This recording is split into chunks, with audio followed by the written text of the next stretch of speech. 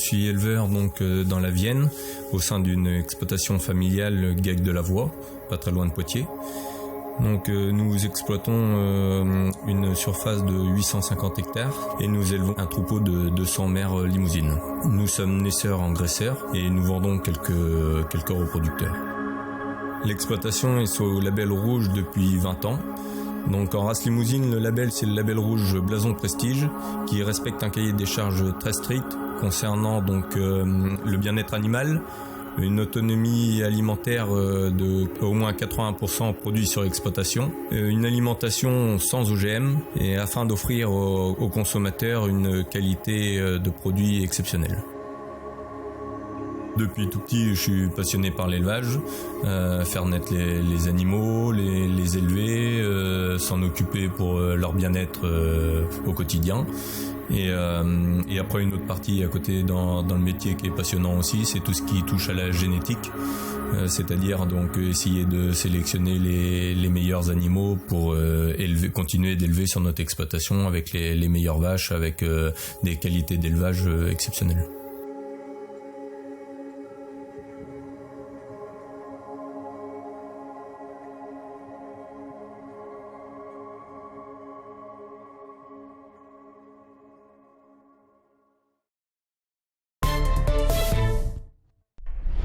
Déguster, c'est prendre le temps d'être attentif à nos sens, déposer des mots sur nos sensations et surtout les partager.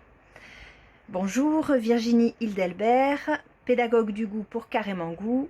Aujourd'hui, nous partons à la rencontre sensorielle de la noix du Périgord, donc autour de ces 4 variétés qui sont dans le cahier des charges de l'AOP. Donc nous avons la Marbeau, la Corne, la Grand-Jean, la Franquette. L'AOP du Périgord peut être fraîche, donc la primeur, dans les 4 premières semaines après la récolte, après le 15 septembre. Elle peut être également sèche, c'est-à-dire qu'une fois que le brou commence à se fissurer et que la noix tombe naturellement au sol, elle peut être récoltée, donc début octobre, pour une durée à peu près d'1 an, et elle peut être également en cerneau, extraite manuellement. Prenez le temps d'observer déjà, si vous le souhaitez, la coque de la noix, elle est plus ou moins allongée, les sillons sont plus ou moins profonds, les ailes de suture des valves, là, sur les côtés, sont plus ou moins marquées.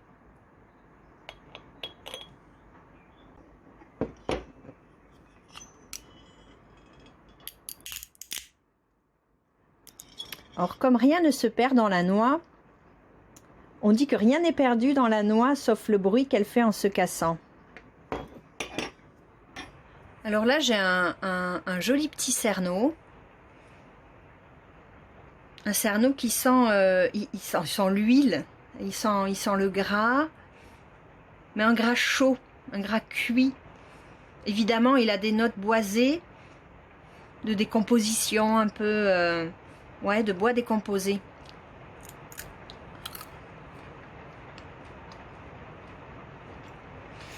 Alors on a un croquant qui n'est pas vraiment franc parce qu'elle est assez tendre. Et dès les premières mastications, on a une saveur un peu sucrée. Et on retrouve ce côté huileux qui va tapisser tout l'intérieur de la bouche. Une petite pointe d'amertume qui arrive en finale. Et après la déglutition, on a évidemment cette astringence qui est une sensation mécanique, parce que les tissus se resserrent et donnent une sensation d'assèchement de toute la cavité buccale, donc de la langue, de l'intérieur des joues, des lèvres, du palais. Et là, il me reste vraiment le côté boisé, le côté foin sec. Elle est assez délicate. Donc, je vous invite à déguster les noix. Renseignez-vous sur la variété que vous consommez. Renseignez-vous aussi sur l'année de récolte. Ça peut être intéressant. Et n'oubliez pas, quand vous les choisissez, écoutez. Parce que si ça bouge, c'est qu'elle est desséchée. À bientôt. Bonjour, je suis Fred de l'Atelier du Goût. L'objectif de la journée est de venir avec moi en cuisine pour préparer des recettes simples, rapides, conviviales et surtout avec des produits de la région Nouvelle-Aquitaine. Allez, venez avec moi en cuisine. La recette du jour, un tartare de veau avec de l'osso e rati et du piment d'Espelette. C'est une recette très simple et surtout très ancrée Nouvelle-Aquitaine. Du veau, de l'osso e rati, du piment d'Espelette, de la fleur de sel de l'île de Ré, quelques cerneaux de noix, un oignon nouveau, quelques tiges de ciboulette et des radis. Du vinaigre de pinot de Charente de la maison Fleurier, de l'huile d'amandon de prune et quelques gouttes d'huile de noix. On va commencer par couper les herbes avec la ciboulette. On va la ciseler très très fin. Évidemment, vous évitez de mettre des morceaux de doigts à l'intérieur. Voilà, le plus fin possible. Voilà, on va réserver ça sur le côté avec la ciboule qui va donner un peu de fraîcheur. On va continuer avec les oignons nouveaux. On va émincer la valeur d'un demi oignon. Même principe, on met sur le côté et on attend. On va continuer avec les radis qui vont nous servir à faire un peu de croquant dans la recette. On va faire des jolies rondelles. C'est facile la cuisine, vous avez vu, hein. Tac, on prend ça et on met de côté. On va prendre quelques cerneaux de noix qu'on va écraser. On laisse bien des morceaux à l'intérieur pour faire un peu de croquin, comme il dit mon copain Cyril. Voilà, on réserve ça ici. On continue avec l'osso e rati. Et là, on va faire des petits dés. On va enlever la peau. Voilà. Et on va faire des tranches fines. Et on va en faire des petits morceaux. Des petits dés. On va même goûter les produits de la Nouvelle-Aquitaine. L'osso e rati, c'est un produit top. Très bien. Il va se marier à merveille avec le veau. Les petits dés qu'on va réserver sur notre planche. Maintenant, on va prendre l'élément principal, le veau du Limousin. On va prendre un joli morceau et ce morceau, je vais en faire des petites lamelles. Et l'objectif va faire ce qu'on appelle un tartare au couteau. C'est de faire des dés, pas trop gros, pas trop petits, mais surtout réguliers, qui vont faire un peu de mâche comme on dit. Et donc là, on coupe des petits dés.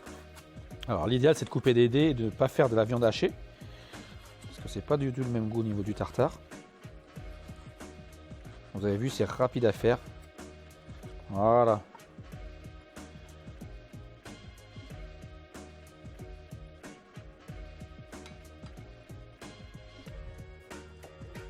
Allez, on rapproche tous les ingrédients qu'on a coupés. Le veau, le piment d'Espelette, la fleur de sel. Et on va mélanger tout ça. Donc je vais rajouter quelques huiles et quelques vinaigres, dont on a parlé tout à l'heure. Le vinaigre de Pinot des Charentes, parce que je viens des Charentes. On rajoute quelques gouttes d'huile de noix. Quelques grosses gouttes, hein. Hop là. Et quelques gouttes d'amandon de prune. C'est une huile qui est top, qui va donner un très joli goût. On va commencer à mélanger ça. En même temps, je vais rajouter la fleur de sel de l'île de Ré. Mais ça peut être aussi la fleur de sel de Salis de Béarn. Le piment d'Espelette, qui est un peu notre poivre à nous en Nouvelle-Aquitaine. Je laisse un peu macérer comme ça. Je vais y rajouter les noix, les oignons, la ciboulette, quelques radis, l'osso e rati. Je vais mélanger tout ça.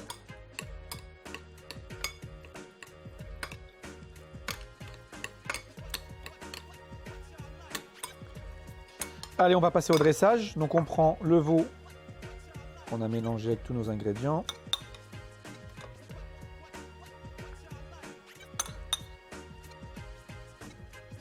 Là, je vais écraser un petit peu, voilà. Et là, je vais enlever l'emporte-pièce. Hop là. Et donc, là, je viens chercher les ingrédients à côté. On rajoute l'osso errati, quelques cerneaux de noix pour le croquant, un peu de ciboulette qui va nous amener de la fraîcheur, quelques rondelles de nouveau. En fait, on récupère tous les ingrédients qu'on a mis à l'intérieur, mais on peut mettre aussi un petit peu dessus. On va rajouter un peu de radis, juste pour la présentation, comme ça. Quelques tiges de ciboulette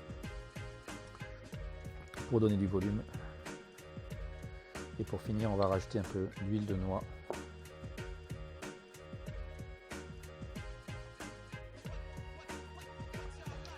L'huile de noix et on va rajouter pour finir avec un peu de fleur de sel pour le croquant et du piment d'Espelette qu'on va mettre autour comme ça.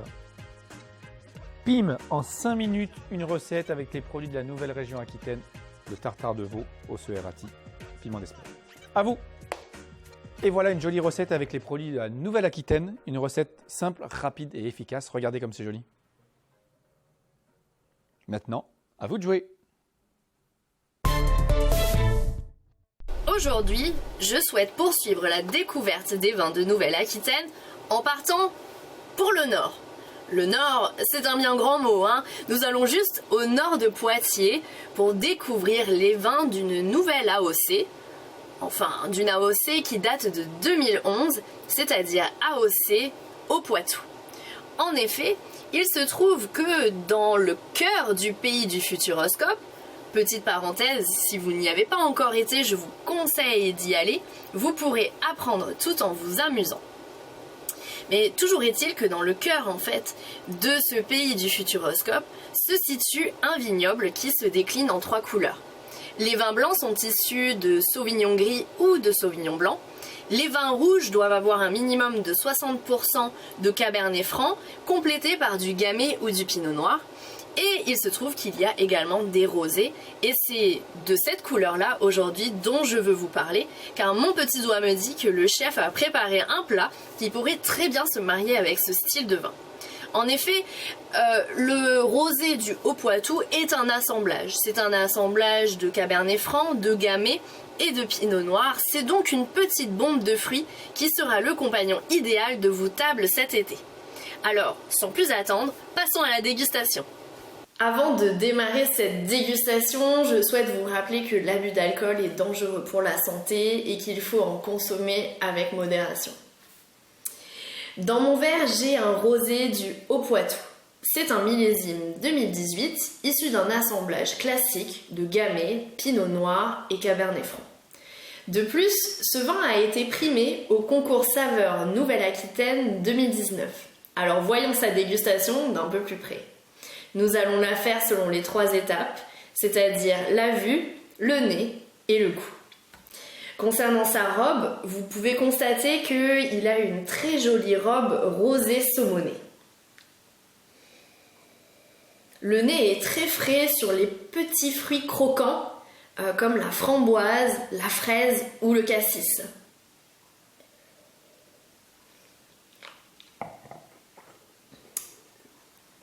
En bouche, ce vin a une belle acidité et on retrouve tout le croquant gourmand des petits fruits. Toujours la framboise, toujours la fraise. Je sens même une petite note d'agrumes en fin de bouche. C'est vraiment très agréable. N'hésitez pas à mettre la bouteille au frigo pour que vous puissiez servir ce vin relativement frais. Il va se marier avec une grande diversité de plats, mais ce que nous a préparé le chef va très bien s'accorder. C'est-à-dire un tartare de veau, huile de noix et osso errati. Vous m'en direz des nouvelles. Je vous remercie d'avoir suivi cette vidéo sur la dégustation d'un vin de Nouvelle-Aquitaine. N'hésitez pas à vous rendre sur le site de l'Agence de l'alimentation de Nouvelle-Aquitaine pour retrouver toutes les informations sur ces délicieuses appellations. Au revoir et à bientôt!